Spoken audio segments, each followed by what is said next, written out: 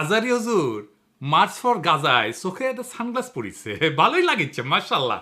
কচু খেতি ওটা আবিষ্কার করেছে, এটা রেবন কোম্পানির, ওই কোম্পানি ইসরায়েলে বিনিয়োগ করেছে। তাই মেলা গ্রুপ নাকি রেবনকে বয়কটের ঘোষণা দিছে। ওই রেবনের সানগ্লাস আজারি হুজুর পিন্দিছে, মেলা খারাপ কাজ করছে আজারি হুজুর। তাই তো কইছে কচু খেতি, তাই না? তাই না? তাই কইছে না? হ্যাঁ, কচু খেতির আসলে সমস্যা কই? তার কোন কোন জায়গায় ব্যথা? হ্যাঁ, তার ব্যথা তো আজাহারি স্মার্ট তরুণ, দেখতে ভালো মাশাল্লাহ, ভালো বাংলা ইংরেজি কইতে পারে।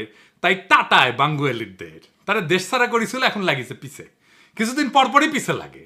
ওই যে দুদুও লাগিছিল পিছে, দিছি একটা শান্টিং থেমে গেছে। কিন্তু যে কথাটা কইছে সেটা কি যৌক্তিক কথা? কচু খেতি আমার আগ্রহের বিষয় না, কিন্তু এই ধরনের বিষয়গুলো কিভাবে ডিল করতে হবে সেটা আমাদের বুঝতে হবে।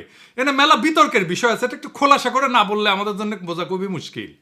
আর এইসব আলোচনা যারা তুলে তারা আসলে কার স্বার্থ রক্ষা করে, আর তাদের এই কুটনামিটা কেন করে সেটা বোঝাটা জরুরি।